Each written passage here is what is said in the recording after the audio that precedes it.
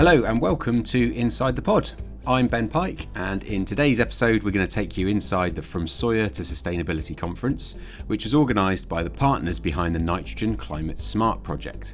If you haven't heard about the Nitrogen Climate Smart project, or the NCS project as I'm going to refer to it from now on, it's a really fascinating piece of work which has been led by the PGRO, aiming to lay the groundwork for homegrown pulses such as faba beans and peas to displace imported soya, which is used widely in all kinds of animal feed rations.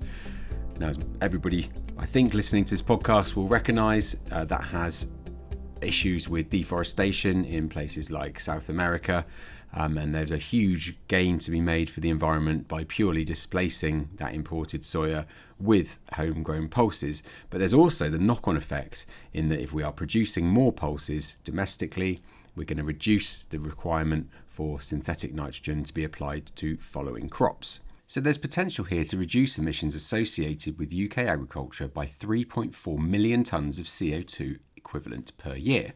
That sounds great, doesn't it? But how do we actually do it? Well, that was the idea of the From Soya to Sustainability conference, which brought together many of the project partners, the company directors from supply chain, farmers and researchers into one place to be able to share ideas and present their findings from the project so far. First up, we had to set the scene, and that was done by two challenging speakers, the first of which was Philip Lymbery. If you've not come across Philip before, he's the Chief Executive Officer of the Compassion in World Farming organisation, which hasn't always been perceived as a friend of UK agriculture. But in this instance, the decision was made to bring the fox inside the chicken coop, and that was exactly what was needed to demonstrate the need for change. More than 3 million tonnes of soya are being imported into the UK every year. Huge amount of that coming from South America.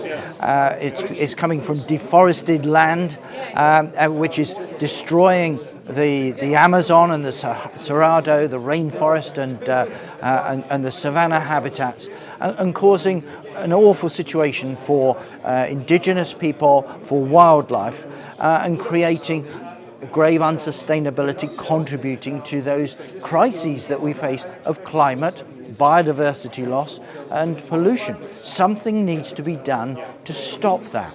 And that is why we're delighted to be part of this conference. Can you summarise perhaps the key message that you wanted to get across to the audience today? The key message is that we have to move to a new food system which is sustainable in all of its guises, that is climate friendly, nature friendly, animal welfare friendly. And the way to do that is by moving away from industrial animal agriculture that relies on imports of soya from Latin America, from South America, and instead move to regenerative, agroecological and more nature-friendly forms of farming, and to rethink soya. So let's replace imports of soya with homegrown pulses. So regeneration, rethinking soya and revitalising our soil are all part of a future-fit food system. And what do you think is going to be the catalyst that starts that? I mean, many farmers are probably waiting and hoping that policy and legislation is going to help underpin that move, that transition. I think the will is there to do that. Is it just about policy, or is it about innovation? Is it about research? What do you think the key pillars are to making this happen? I absolutely believe that we as a society, from government all the way down to consumers, have to get behind the producer community, the farming community. Farmers know how to shift the food system from where we are now to where we need to be. What they need is supportive legislation, they need transition funding, they need us as consumers to get behind that, corporates to play their part in being supportive. So let's enable the people that can take us to a better farming future, and that is farmers. Now, it often feels like deforestation is such an enormous issue which is intrinsically linked to huge global supply chains and many, many rich companies in between, and that makes it a problem that can't be solved simply. But Gemma Hoskins from Mighty Earth told the audience that the challenge is similar to that faced by the palm oil industry about a decade ago. Since then, it's eradicated 90% of deforestation caused by its production. We know that the farming community, indigenous communities, are the protectors of nature, and that is a key goal of Mighty Earth is to protect nature. And so, if we see farmers and local communities as the guardian of nature and of that land. So I think often we at Mighty Earth, and particularly my UK work, you're obviously often speaking to policymakers and legislators, to the retailers, the end product sellers, and also the traders. And I think, as I mentioned in the presentation, sometimes the sort of central role of farmers and of feed companies haven't necessarily been as central into those negotiations around how to eradicate deforestation from UK soy supply chains. And given the role that feed companies and farmers play, I think it's really important moving forward that they play much more of a central role in those negotiations. So do you feel that the route to from soya to sustainability is a sort of multifaceted approach whereby you are doing a similar sort of body of work focusing on retailers and the customers for that sector, but then also the role that UK farmers can play? Where does it sit? Is there lots of things that need to come together to make this happen? Yeah, you're absolutely right. It's multifaceted. I mean, we can see some of the complexities of this supply chain within the UK and just how many actors, from a farm in Brazil all the way to chicken on a shelf in a retailer shelf. There are a lot of complexities, and I think it's going to take lots of different actors within the supply chain to be able to overcome the challenge. But the traders, those exporting from Latin American countries and selling into the country, selling into the feed and the farmers, they do play a really outsized role within the supply chain. They do have a very dominant effect in the supply chain, and by asking downstream actors, the feed companies and the farmers and the retailers, to put more pressure and demand more data and traceability from those traders, we can start to really pinpoint where deforestation cases are happening and then eradicate them from the supply chain. So after the scene had been set, we started to hear from some of the people involved in the project, and one of which was Borders farmer John Seed, who's one of the NCS project's Pulse Pioneers. Pulse Pioneers are paid to carry out on-farm trials and feed back their information into the community so that we can all learn from what they're seeing on their own farms. John saw the issue with using soya in his laying hen ration many years ago and has spent a lot of time and effort trying to replace it with beans grown on his own farm, alongside a whole range of other carbon cutting measures. Carbon is cost. I think that's one of the things that perhaps didn't come out well enough when we were talking about it in the presentation. Every piece of carbon emission that we have, every tonne of CO2 emission has cost me something to create that. And the best way to make our farm resilient was to reduce carbon emissions because it reduces cost. So we've worked really hard to reduce that, and that's why this NCS project has been so vital for us, because it's enabled us to access the science we need to do that. We can't afford to do those sorts of trials on a farm. So it's been great to be part of this. We're reducing carbon, reduces costs, it makes it resilient, it helps to restore or maintain profitability. You talked quite a lot about how, I think one of the quotes you used was, what we're trying to achieve with this project isn't that hard. You could turn quite a lot of people the right direction with the right forces at play in terms of, be that retailers or policymakers, whatever it is, that sort of influence in the supply chain. Is that something that you think is achievable with projects like this? How difficult is it to be able to turn the tide and do what we want to do? So I think that what I've learned from my involvement with NCS and what we're seeing is that it is entirely feasible and straightforward for us to grow homegrown protein fava beans in the UK, process them into feed and feed them to poultry. We've done that on our own farm in microcosm. We've converted part of our farm to producing our own protein. The issue is that farmers respond to signals and respond to markets, and the signals are not there at the moment, and the trust has been eroded in some regard. Farmers can change really, really fast if the signals are right. So what do we need? We need to have clear signals from the retailers that they would like to see a proportion of homegrown protein in the diets that are fed to poultry and pigs. It doesn't have to be massive, it doesn't have to be right now, but it has to be a clear signal, it has to be maintained, and it can grow in the future. It's not rocket science, it's not difficult, it just needs will. We need the right people to say the right things and to stand behind what they say. John's really interesting presentation was followed by a panel discussion including fellow Pulse pioneer Rob Waterston, who farms 1,100 hectares at the Welford Park estate near Newbury in Berkshire. He's completed his first year of bean crop trials last year and is now keen to get going for 2025. We were asked to create, pick a subject area which I was interested in and do a field trial, our own in-field trial. So we hatched a plan with the agronomists. We looked at nutrition and analysed the crop in the sort of the peak season, running up to flowering. So it's very much up to us to drive it. And I felt if we're going to do this, we'll in our own interest, we'll probably make it work really. So. And how far into this are you? You've got your second... So year one, we've done year one, so that's in the shed. And now we're just about to, got a meeting tomorrow to drill down what we're going to do on this year's beans crop. But we're also going to monitor the area that's now in winter wheat in terms of do a yen on that as well to see whether we can pick up any differences in there as well. So, what did you learn from year one? So year one, we saw a very marginal increase in yield. It's not a scientific or statistically significant, but on the yield map you could clearly see a slight upturn. So it's 1 year's data. The difficulty with beans is replicating that year on year. So we'll see. I think we're still learning, but did we learn? Last year was a good year.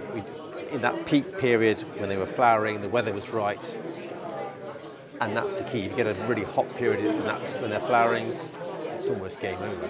So, considering there was a very wet year last year, got them in early, and they took off, never looked back. But that's on the back of 3 disasters. So there you go. Yeah.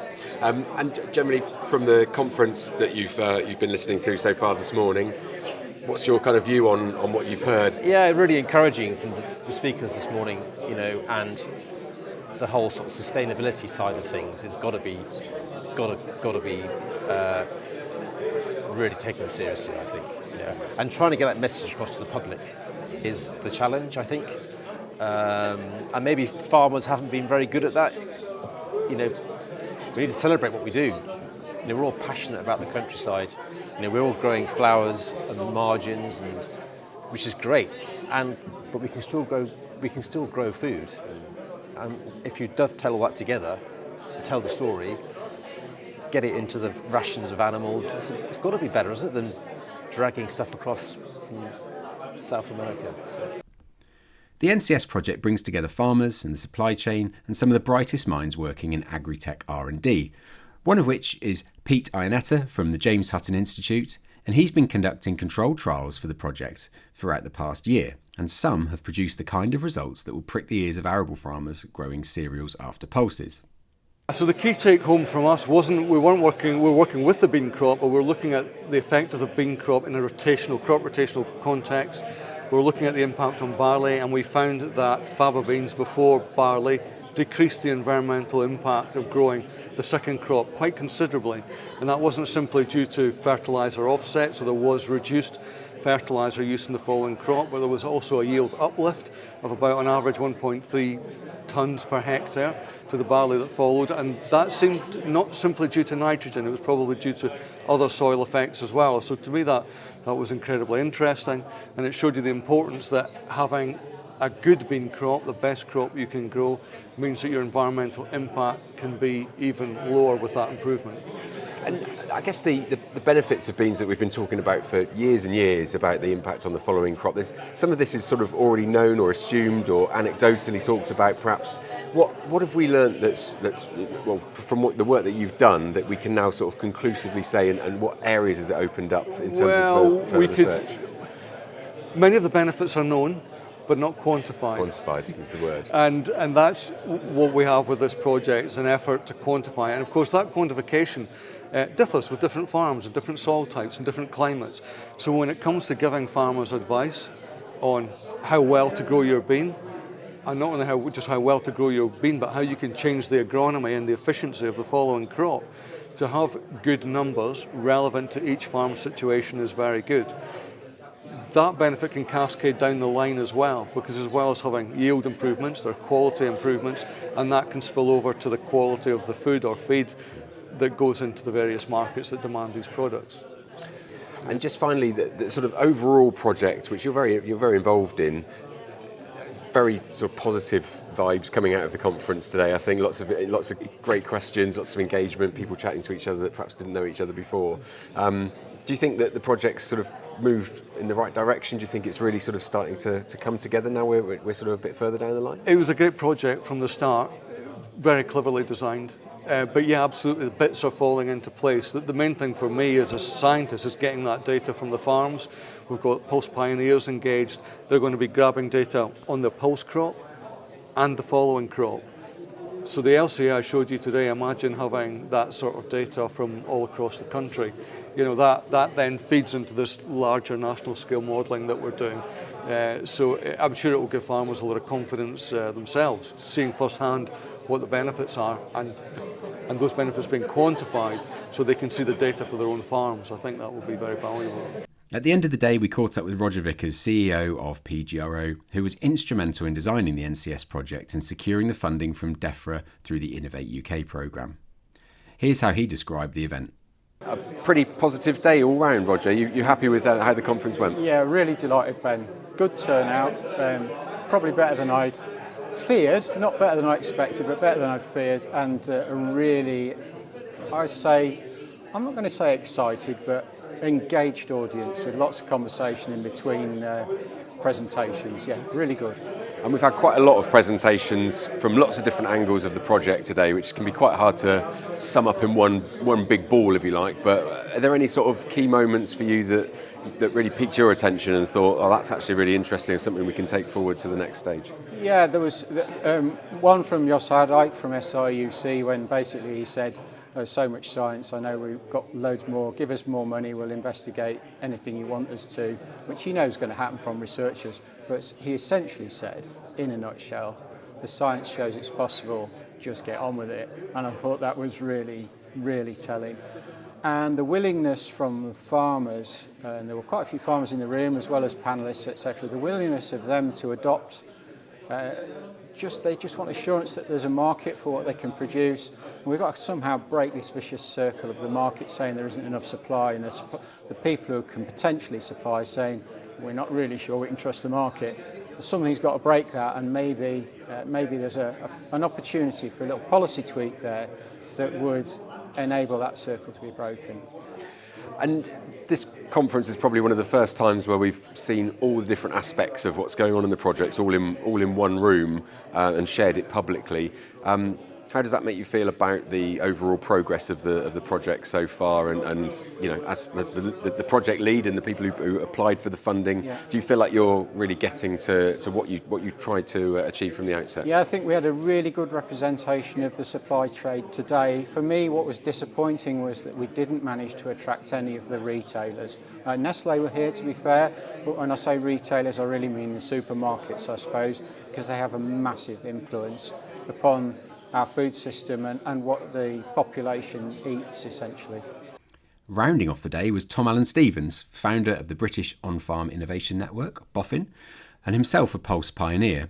And Tom's role in the project is to ensure that the on-farm trials are conducted by Pulse pioneers and the information is brought back into the community and shared through the Pulse PEP online so that everybody benefits from the findings of the project.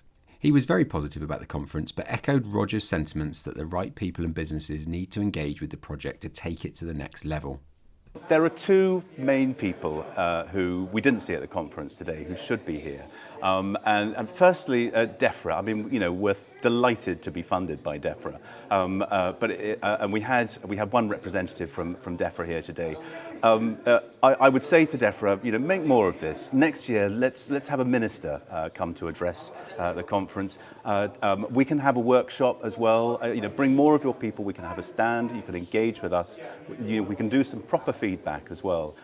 Gather some of that data and that information that you need, DEFRA. So we'd like you to be more involved in this. And secondly, the supermarkets. And that was the big thing. There were no supermarkets represented. We reached out to them, we asked them, we invited them to speak on the stage. And it's a great opportunity to be involved. And also, to show your prowess if you're leading in this area. We want to hear about it. We want to hear your experiences, learn from that, roll it out across farmers across the country.